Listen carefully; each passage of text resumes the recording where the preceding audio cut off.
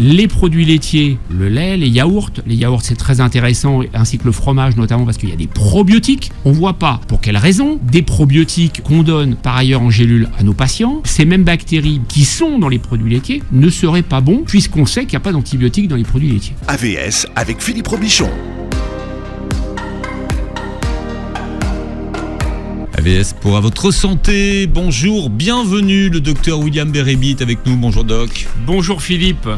Gastro-entérologue et pathologue, expert du microbiote intestinal, auteur de médecine microbiotique chez Marabout et de Mission Ventre Plat. Ça arrive, c'est la saison.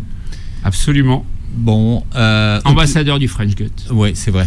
Et des maladies rares depuis avant-hier. Pourquoi ? C'est qu'ils ont rajouté au French Gut ou Non, j'ai été contacté pour être ambassadeur des maladies rares. C'est une association sur les maladies rares. Et donc, il y a des ambassadeurs qui acceptent de l'être pour des périodes de 3 mois par trimestre. Et donc, j'ai accepté d'être ambassadeur. Donc, je suis l'ambassadeur officiel des maladies rares pour avril, mai et juin. D'accord. Mais vous avez des maladies spécifiques ou c'est toutes les maladies rares ? Ça traite de toutes les maladies rares et cette association communique à travers les réseaux sociaux et à travers un podcast. Bien, alors vous m'avez proposé un sujet ce matin. Voilà, les produits laitiers. Nos amis pour la vie, on n'est pas d'accord sur le sujet, donc on va en parler ce matin. C'est vrai qu'il y a eu longtemps un consensus sur les produits laitiers.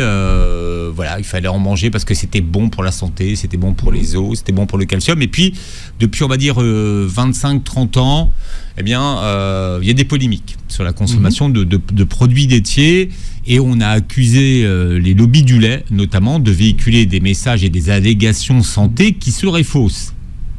Oui, je vous écoute. Voilà, donc c'était un petit peu le préambule.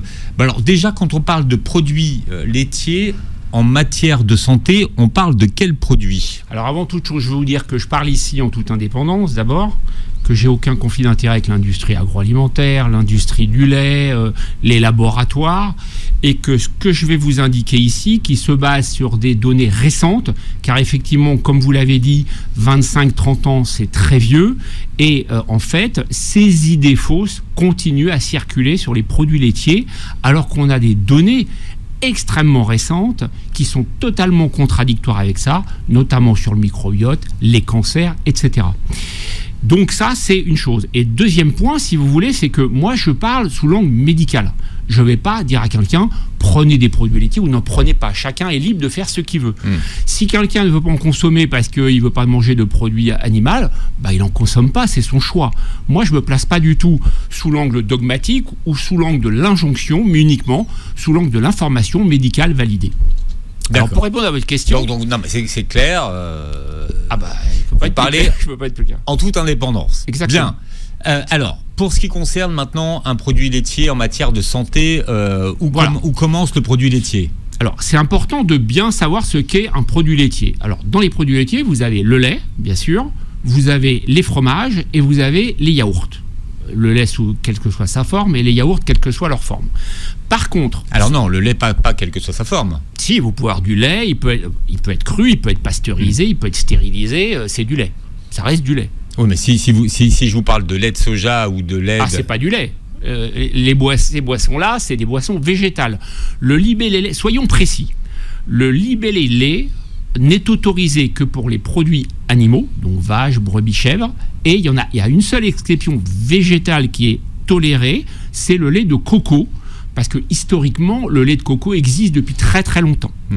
Toutes les autres boissons, amandes, soja, ce que vous voulez, ce ne sont pas du lait, c'est des boissons végétales. Alors, c'est bien précis. Le lait de coco, c'est souvent de l'eau de coco, non ? Oui, c'est de l'eau de coco, avec un travail un petit peu de modification. Il y a un travail de fermentation, etc. Mais je parlais du libellé, de l'appellation, si vous voulez. Lait de coco, c'est toléré. Le lait, c'est vache, brebis, chèvre. Et puis les autres boissons, c'est des boissons végétales. C'est comme ça que ça s'appelle. Donc, vous avez les produits laitiers, c'est donc lait, fromage, yaourt. Bon. Donc, ce qui veut dire que tous les produits, parce que aujourd'hui dans les hypermarchés, on voit des produits laitiers qui font des kilomètres. Ouais. Donc on va dire que les 2/3 des produits qu'on trouve dans ces rayons ne sont pas des produits laitiers. C'est ça. Absolument. Donc ça, c'est très important à préciser. C'est-à-dire que le beurre ne fait pas partie des produits laitiers. C'est très gras, on l'exclut. La crème fraîche non plus. Vous avez également tous les desserts lactés, tous les crèmes au chocolat, etc. C'est pas un produit laitier. Donc on ne parle pas de ça pour la santé. Et enfin, dernier produit qu'on exclut, c'est aussi tout ce qui est fromage fondu, type vache qui rit. Vous voyez, ça c'est du fromage fondu dans lequel ils rajoutent des protéines, ils rajoutent du gras et des additifs. Et dans tous ces fromages-là, fondus, type celui que je viens de vous évoquer, c'est donc des produits qui ne sont pas bons pour la santé. Donc le beurre, je ne parle pas gustativement, mais le beurre, la crème, les desserts lactés, les glaces, etc., c'est pas un produit laitier, c'est des produits qui sont gras, sucrés.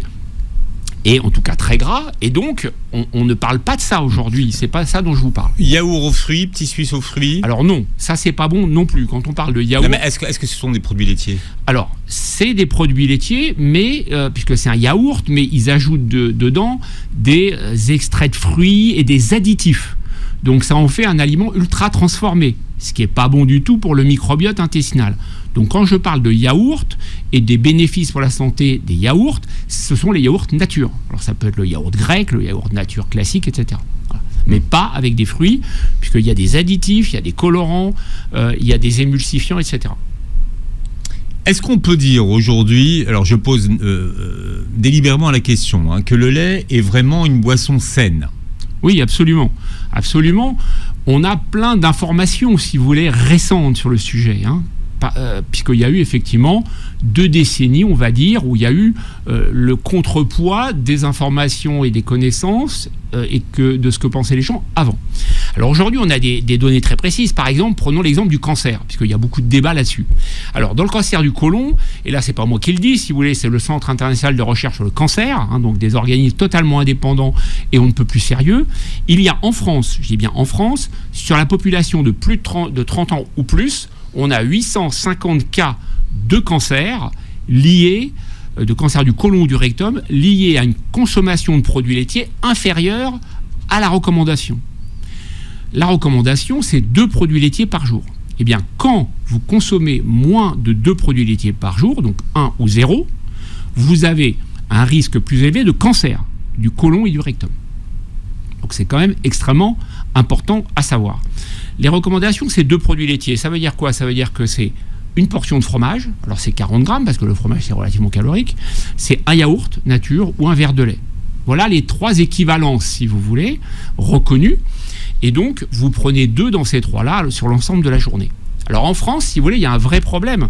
Et c'est pour ça que, et ça je le dis à mes patients à longueur de journée, puisqu'effectivement, mes patients viennent me voir en disant « les produits laitiers, on m'a dit que c'était pas bon, que c'était inflammatoire, etc. » Et à chaque fois, je leur explique ce que je vais vous expliquer. Là, je vous parlais, je demandais si le lait était vraiment une boisson saine. Oui, bien sûr. Je suis en train de vous l'expliquer à travers le cancer. Et quand je dis... oui, mais quand je dis sain...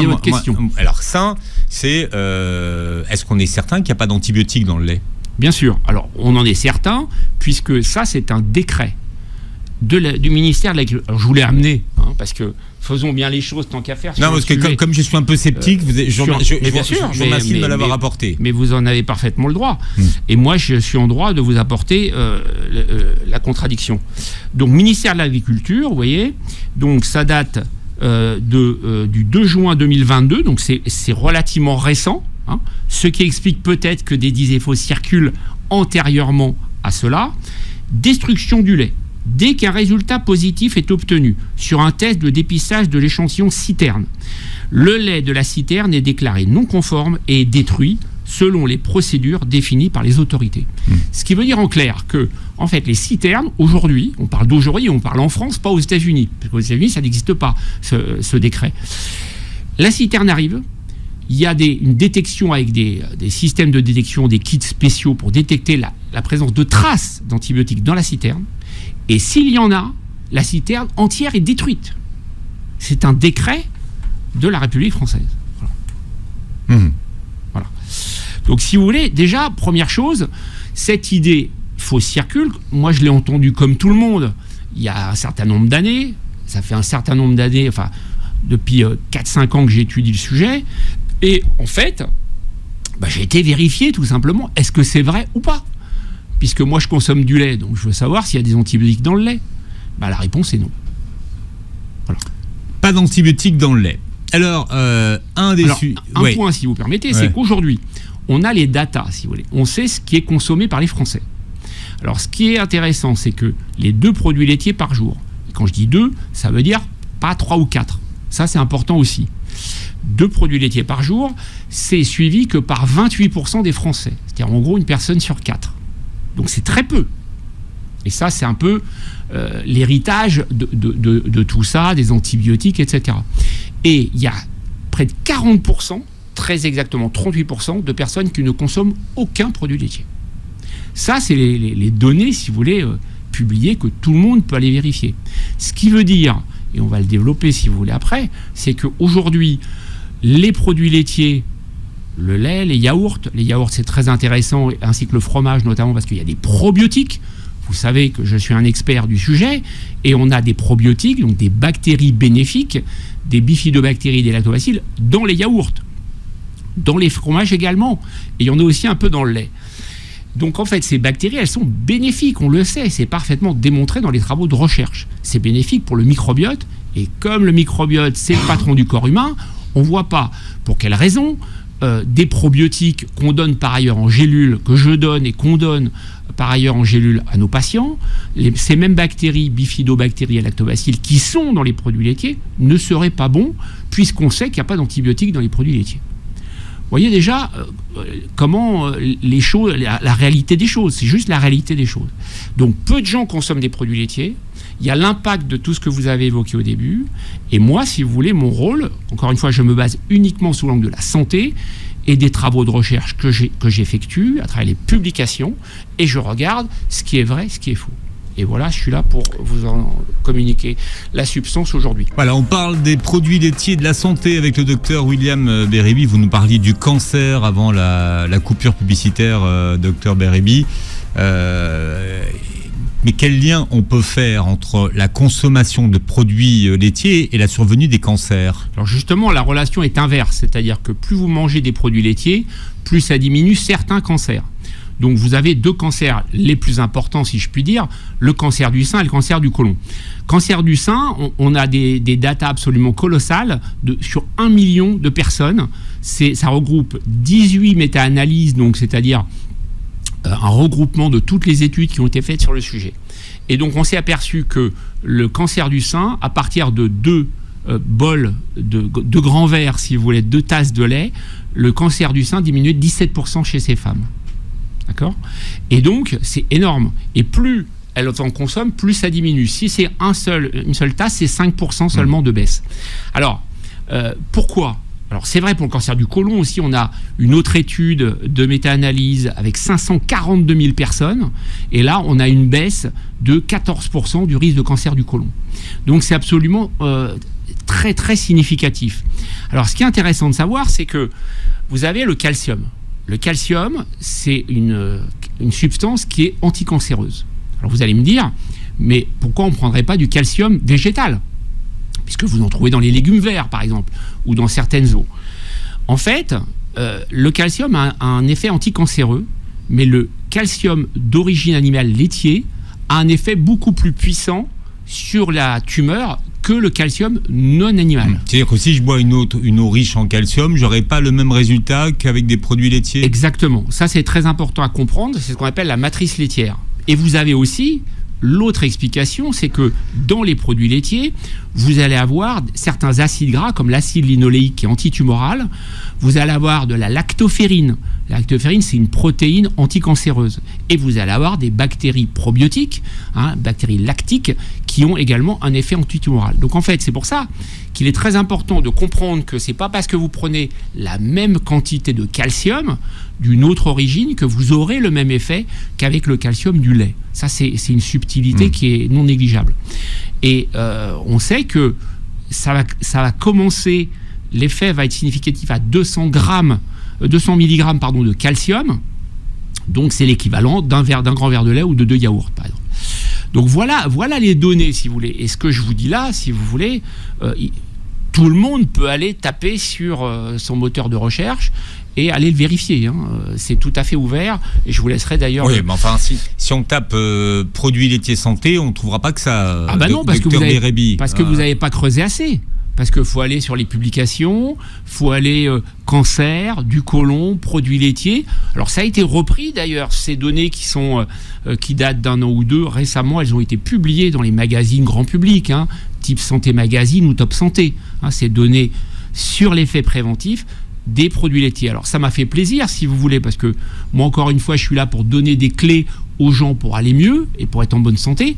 Donc c'est arrivé jusqu'aux grands médias et ils ont dit ah oui, contrairement à ce qu'on disait, vous pourrez aller vérifier, contrairement à ce qu'on disait, les produits laitiers diminuent le risque de cancer du sein et diminuent le risque de cancer du côlon. Donc voilà, donc on est en fait dans un renversement à la lecture de données scientifiques plus récentes, à la lecture du fait qu'il n'y a pas d'antibiotiques dans le lait, à la lecture de l'importance des bactéries probiotiques lactiques dans les produits laitiers pour équilibrer le microbiote intestinal. On va parler des facteurs de croissance, les facteurs de croissance qui sont là pour faire grossir les veaux. Et le lait de vache, c'est fait pour allaiter les veaux, pour les faire grandir. Alors finalement, est-ce que ces facteurs de croissance sont adaptés à l'homme au-delà de 2 ans, de 24 mois? Alors absolument. Et d'ailleurs, alors cet argument-là, c'est un argument, alors ça aussi ça a été publié dans plein de revues et dans une revue de la littérature de l'ANSES, qui n'est pas un organisme polémique, c'est le fait que ces facteurs de croissance seraient en cause dans le cancer de la prostate. Alors en fait, toutes les biblio-références, etc. ont été colligées et on s'est aperçu que, concernant le cancer de la prostate, il y avait un risque très très faible, avec un niveau de preuve très limité, sur une consommation de produits laitiers de 3 ou plus, ce qui ne correspond pas du tout aux recommandations actuelles, puisque, encore une fois, c'est 2 produits laitiers par jour. Alors, concernant les facteurs de croissance, notamment l'IGH1 qui est le principal facteur de croissance. Alors, il faut savoir, tout simplement, et ça aussi c'est parfaitement simple à vérifier, que les facteurs de croissance, ils sont détruits par la stérilisation. Puisque la stérilisation, c'est ce que vous voyez sur votre bouteille de lait UHT, haute température, et bien en fait c'est à 150 degrés pendant 1 à 5 minutes, et ça détruit les facteurs de croissance. Donc en fait, c'est à la marge. Deuxième mécanisme, vous avez le fait qu'au moment de la digestion, les facteurs de croissance vont être dégradés. C'est-à-dire que l'intestin grêle notamment va dégrader les facteurs de croissance. Et puis enfin, vous avez le troisième volet qui est qu'au final, on sait que les facteurs de croissance sont fabriqués, vous savez par quel organe? Le deuxième organe le plus important du corps humain, c'est-à-dire le foie. Et donc, en fait, les facteurs de croissance puisqu'on a des techniques, si vous voulez, pour savoir dans le sang de quelqu'un, et ça a été fait sur des populations absolument colossales, si les facteurs de croissance sont origine endogène ou exogène, d'accord? C'est-à-dire, en gros, fabriqués par l'organisme ou venant de l'extérieur. Donc là, ils sont exogènes. Voilà. Et donc, en fait, les facteurs de croissance exogènes sont totalement minimes par rapport au pool de facteurs de croissance global de l'organisme et qui sont fabriqués par le foie. Donc, en fait, le débat des facteurs de croissance, si vous voulez, n'a pas lieu d'être puisque aujourd'hui, on est en 2025 et puis ça fait un moment que ça existe, la stérilisation. Je ne vous parle même pas de la pasteurisation, puisque maintenant on est à la stérilisation, c'est à 150 degrés, les facteurs de croissance sont détruits. Et puis le peu qui reste, il est détruit lors de la digestion. Et donc au final, on l'a corroboré dans les études, et on a vu qu'effectivement, dans le sang d'un individu, il va y avoir une trace infime de facteurs de croissance endogènes, exogènes, et que le reste, c'est fabriqué par le foie.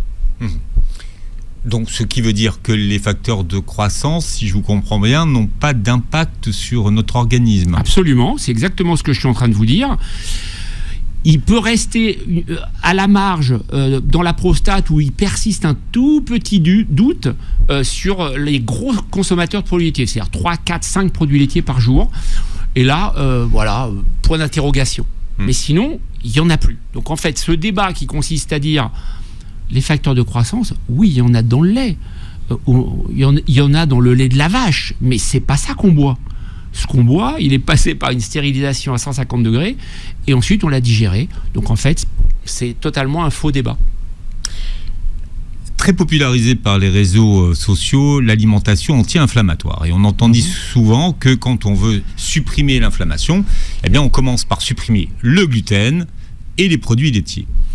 Alors là aussi, alors je ne vais pas vous parler trop du gluten puisque c'est un autre sujet. Non, mais souvent, quand on parle de l'alimentation, alors inflammatoire, donc il y a les charcuteries.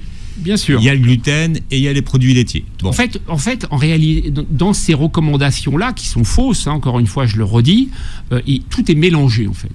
Or, la nourriture, c'est pas un mélange, et l'humain, on n'est pas des mélanges. Pourquoi vous dites que c'est faux? Parce qu'il y a quand même... c'est faux pour les produits laitiers.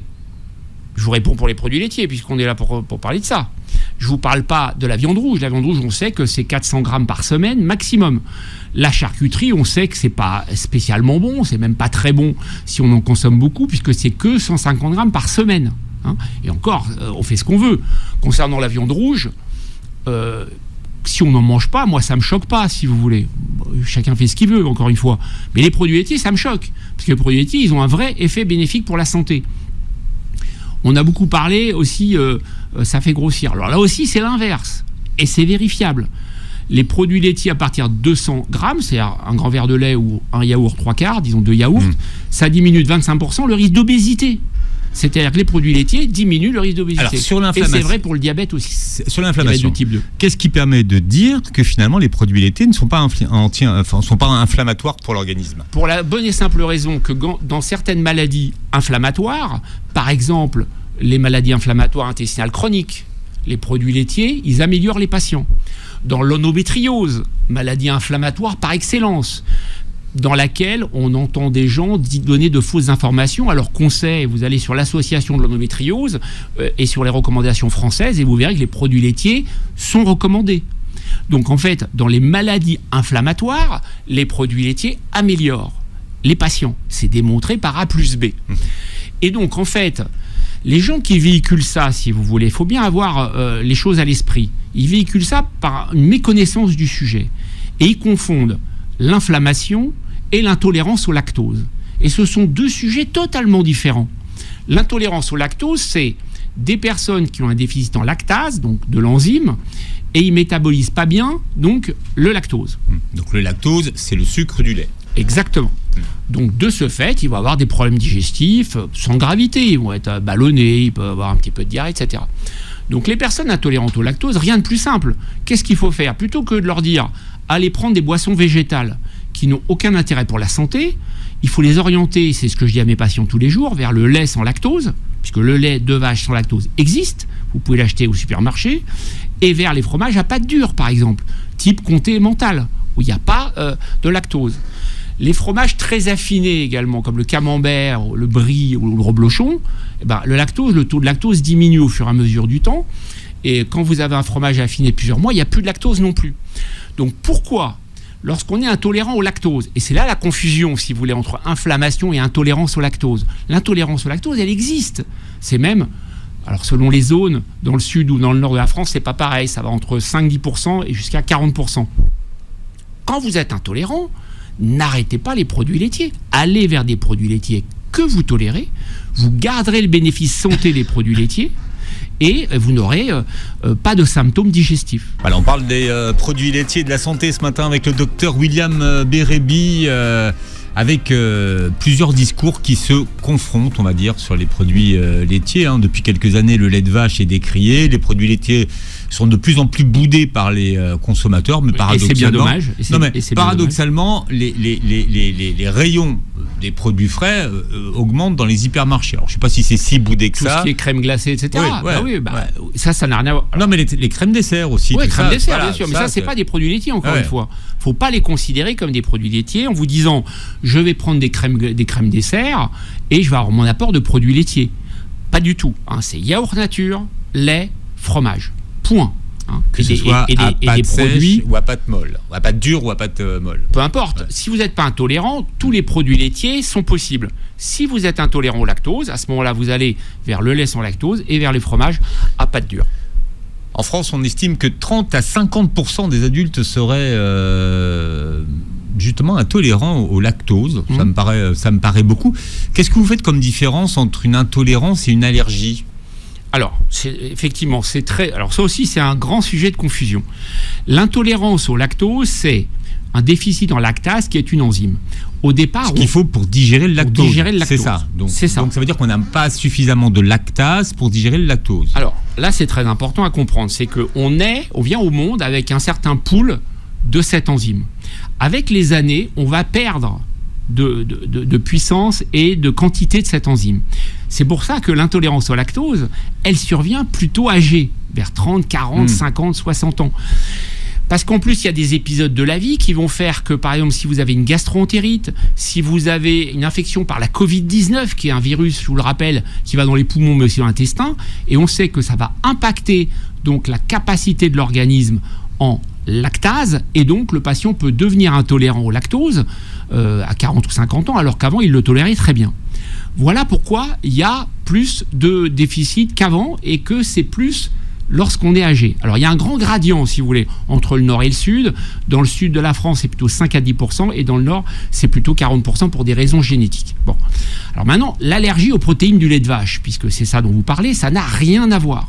Alors ça aussi, j'entends sur les réseaux sociaux, avec mon compte Instagram, puisque j'ai 84 000 abonnés, et je les remercie. Oh le gars, et je les remercie. Il l'a placé. Elle faisait même pas 100 000, Docteur Bérébi. Bah ouais, non, pas encore. Vous viendrez fanfaronner quand vous aurez 100 000. 100 000, ok. Bon, alors, coupons. Non, vous avez 84 000. Non, c'est bien. Bon. Écoutez, pour un débutant, c'est bien. Pour un débutant dans les réseaux sociaux, c'est bien. Donc, revenons à nos moutons. On me dit souvent, mais l'allergie. Alors, l'allergie aux protéines du lait de vache, c'est une pathologie de l'enfant. C'est-à-dire qu'elle va apparaître nourrisson, puis elle va disparaître entre 3 et 5 ans. Donc, en fait, vous n'avez pas d'allergie. Adulte, ça n'existe pas. Ça n'existe pas. Vous pouvez être intolérant au lactose, et ça, c'est fréquent, mais vous n'êtes pas allergique. Alors, l'allergie, c'est très différent, puisque quand un enfant, donc jusqu'à 3 ans en gros, puisque après 5 ans c'est exceptionnel, entre 3 et 5 c'est très rare, est allergique, là il va avoir des symptômes bruyants, c'est-à-dire qu'il va avoir des symptômes digestifs forts, des douleurs, de la diarrhée, il va avoir des manifestations type urticarienne, etc., des mécanismes allergiques, il peut vraiment gonfler, etc. Mais ça concerne l'enfant. L'adulte, il n'est pas concerné par cette allergie. Vous voyez ? Donc c'est très différent. Une allergie, c'est aigu, brutal, violent, ça touche l'enfant. L'intolérance au lactose, c'est discret, puisque c'est des petits troubles digestifs, c'est très fréquent, et ça, c'est dû aux produits laitiers qui contiennent du lactose, c'est-à-dire le lait, les fromages frais, et voilà, et c'est là que vous pouvez avoir un problème. Et certains fromages, évidemment. Les yaourts peuvent-ils être consommés en cas d'intolérance au lactose ? Alors, là, vous avez... C'est intermédiaire. Les yaourts, vous avez du lactose qui reste dans les yaourts nature ou yaourt grec. Mais vous avez aussi des ferments lactiques dedans, donc des bactéries lactiques, qui vont avoir un effet de digestion du lactose. Donc en fait, c'est très variable, et dans ma patientèle, j'observe de tout. Il y a des personnes intolérantes au lactose qui me disent quand je prends un verre de lait, c'est la catastrophe, mais le yaourt passe bien, et d'autres qui sont plus intolérants, et ça c'est tout à fait cohérent, puisqu'en fait, ça dépend du niveau de déficit que vous avez. Si vous avez un déficit en lactase très important, vous allez tolérer que les fromages à pâte dure, où il n'y a plus du tout de lactose. Et même si vous en prenez un peu, comme le yaourt, vous allez être gêné. Voilà. Donc ça dépend des gens. Docteur Bérébi, les laits de chèvre ou de brebis seraient plus digestibles que le lait de vache, vrai ou faux ? Alors, l'intolérance au lactose, c'est exactement pareil en fait. C'est-à-dire qu'il y a du lactose également dans le lait de brebis, dans le lait de chèvre. Exactement. Donc ça, c'est une autre idée fausse qui circule, c'est de dire je suis intolérant au lait de vache, je vais prendre du chèvre ou brebis. En fait, c'est exactement pareil, c'est-à-dire qu'en fait, vous avez le même niveau et la même teneur en lactose dans vache, brebis ou chèvre. Donc ça change strictement rien. Alors le biais, c'est que souvent, quelqu'un qui va avoir une intolérance au lactose, bien réelle, on va lui dire, à tort, allez vers la brebis, par exemple. Et qu'est-ce qu'il va faire ? Dans la majorité des cas, comme la brebis ou la chèvre, le lait, c'est quand même très fort au niveau goût, très peu de gens en boivent, ils vont aller vers des fromages durs de brebis. Mais les fromages durs, de toute façon, il n'y a pas de lactose, que ce soit chèvre, brebis ou vache. Vous voyez ? Et donc il a l'impression que ça lui a fait du bien, Mais c'est tout simplement parce qu'il est passé sur des fromages à pâte dure, donc des fromages pressés sans lactose. D'accord. Donc, c'est pareil. Lait de brebis, lait de chèvre, c'est pareil. Donc vous faites ce que vous voulez. S'il y a des gens qui préfèrent la brebis ou la chèvre, ils prennent de la brebis. Je parle gustativement, mais par rapport... Mais au niveau du lactose, ça change rien. Ça change rien. Sauf qu'ils sont peut-être plus digestes alors. Ah non. Non, ils sont pareils. Si vous prenez du lait de chèvre, du lait de brebis ou du lait de vache, c'est exactement pareil. À digérer, c'est pareil. C'est pareil. Vous avez le même taux de lactose. Peut-on prendre du fromage ou des yaourts à base de ferment lactique quand on a une dysbiose ? Alors justement, c'est très bon, puisque la dysbiose, c'est justement un dérèglement du microbiote. Dérèglement, ça veut dire déséquilibre, et déséquilibre, l'une des caractéristiques essentielles du microbiote déséquilibré, c'est une perte de variété. Vous savez qu'on a 39 000 milliards de bactéries dans notre intestin, qu'il y a à peu près 3000 espèces différentes, donc c'est énorme, et on a chacun 250 à 300 espèces. Donc si vous recombinez tout ça, on arrive à une empreinte microbiotique, c'est-à-dire on a une caractéristique propre, on est unique sur le plan microbiotique aussi. Donc en fait, quand vous avez une dysbiose, au contraire, ça va le rééquilibrer. Alors là, on a des travaux de Houston, des chercheurs de Houston qui viennent de publier en février 2025 des travaux où ils ont étudié sur des côlons avec des biopsies ce qui se passait au niveau du microbiote, et ils se sont aperçus que en fait, les produits laitiers augmentaient la diversité, c'est-à-dire gage de bonne santé, gage de résilience du microbiote, et que c'était bénéfique. Et aussi bien, et ça c'était la surprise, parce qu'on s'attendait dans ce travail à ce que ressortent les yaourts, donc les produits fermentés, et c'est ressorti également avec le lait. Et ça c'était une surprise. Il y a un fabricant de produits laitiers qui s'est fait taper sur les doigts, notamment pour ses allégations santé. Alors, sans citer les produits, c'était des produits dans des petits... Oui, très bien. Hein, vous voyez ? Oui, bien sûr. Alors si vous voulez...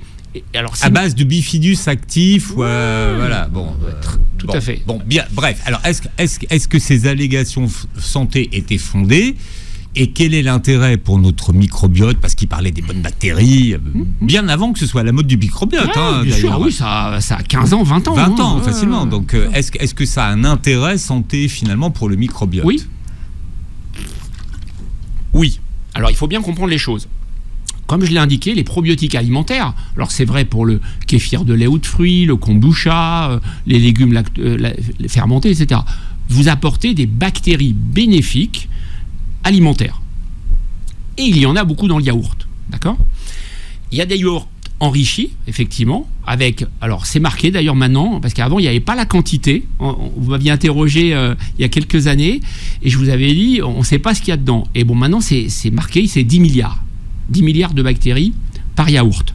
Oui, mais comment c'est... Après, il faut le rapporter aux chiffres. Donc, c'est vrai que 10 milliards, ça a l'air d'être beaucoup comme ça. Mais 10 milliards, c'est microscopique. Donc, ça ne se voit pas. Une bactérie, c'est microscopique. Bon. Non, mais c'est une quantité importante, puisque pour une gélule, prenons l'exemple d'une gélule probiotique, il faut qu'il y ait une quantité d'1 milliard. Donc, ça fait 10 fois une gélule probiotique. Non, mais il y a des formes dans la rectocolite hémorragique que j'utilise où il y a 450 milliards, par exemple. Ça va de 1 milliard à 450 milliards. Mais on sait que l'effet thérapeutique commence à 1 milliard. Donc là, ils sont à 10 milliards. Donc il n'y a pas de problème avec ça. Donc c'est vrai qu'il y a des bonnes bactéries dans les yaourts. C'est vrai qu'il y a des bonnes bactéries. Il y en a encore plus dans les yaourts enrichis. Là où ils se sont fait taper sur les doigts, à juste titre d'ailleurs, c'est que les allégations, ils n'ont pas fait d'études pour le prouver. C'est-à-dire que nous, on le sait... experts du microbiote, on sait que les produits laitiers c'est bon pour la santé, que c'est bon pour le microbiote. Maintenant, quand vous êtes un industriel et que vous faites des allégations, il faut que vous ayez une étude derrière pour dire voilà, on a étudié chez telle personne. Ça n'existait pas à l'époque et ils se sont fait taper à juste titre sur le doigt. Maintenant, on a des publications, notamment ces chercheurs de Houston là, qui viennent de publier l'effet sur le microbiote. L'intérêt santé des laits végétaux. Alors, aucun, puisque, encore une fois, les produits laitiers apportent un bénéfice sur le microbiote en termes de cancer, par rapport à l'obésité, etc. Donc en fait, les gens qui vont vers ces produits, ils y vont parce qu'ils ne tolèrent pas les produits laitiers ou parce qu'ils ont suivi la vague dont vous parliez tout à l'heure de les produits laitiers et des antibiotiques, etc. Et je vous ai prouvé par A plus B que c'était faux. Donc en fait, alors il y a du marketing aussi derrière, il y a un peu d'influence parce que vous avez certaines communautés très très végétales qui vont pousser vers les produits végétaux. Donc là, mais là, on n'est plus dans la médecine. Moi, je ne parle pas de ça, je parle de la médecine. Et puis, vous avez également intérêt des industriels de l'agroalimentaire. Parce que quand ils vendent une boisson de soja au même prix au litre que du lait, eh bien, en fait, eux, ils ont une marge énorme. Enfin, en tout cas, c'est même plus cher. Ouais. La boisson de soja, ou alors boisson soja, noisettes. Voilà, bio, machin. Donc, c'est plus cher. Alors, c'est peut-être bon au goût. Voilà, ça, c'est autre chose. Ça, c'est autre chose. Mais en termes de santé, si vous voulez, ça ne vous apporte rien. Vous en prenez, vous en prenez. Bon, vous aimez ça, vous aimez, je sais pas moi, le lait d'amande, vous prenez du lait d'amande. Mais d'abord, c'est des produits quand même qui sont riches. Je rappelle qu'il y a plus de calories dans une boisson de soja que dans un lait demi-écrémé. Quand même, ça aussi c'est une idée fausse. Donc en fait, à part gustativement, si quelqu'un aime bien, il a parfaitement le droit d'aimer ça. Mais sinon, en termes de santé, ça n'apporte rien. Et l'industrie agroalimentaire, je termine juste avec ça, c'est que effectivement, ils ont un bénéfice à vendre ça. Pourquoi ? Parce qu'ils les vendent plus cher et que même s'ils les vendaient à prix égal, de toute façon, vous n'avez pas l'intermédiaire de l'agriculteur. Donc en fait, ils gagnent plus d'argent en vendant des poissons. Vous avez fait une exception tout à l'heure pour le lait coco. Est-ce qu'il y a un intérêt santé au lait coco ou pas ? Alors, pas démontré non plus, il n'y a pas de bénéfice santé. Ce que je disais tout à l'heure, c'était par rapport à l'appellation. Ouais, c'est pour on peut parler de lait de coco sans qu'un expert vous dise « non, vous n'avez pas le droit ». Mais on peut le faire que pour le lait de coco parce que c'est une très très ancienne boisson. Docteur William Bérébi, alors on vous retrouve sur vos réseaux sociaux, Doc. Bah oui, vous en parliez tout à l'heure. Non, parce que à 84 000, faut pousser un peu.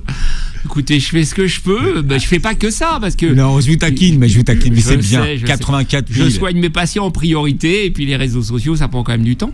Mais oui, ça monte, c'est bien. Je suis content. Auteur de médecine microbiotique et de Mission Ventre Plat aux éditions Marabout. Vous réécouterez l'émission en podcast sur beurrefm.net et vous verrez la captation de cette émission sur notre chaîne YouTube. Merci d'avoir été avec nous, Doc. Merci beaucoup, Philippe. Et passez une très belle journée santé sur Beurre FM.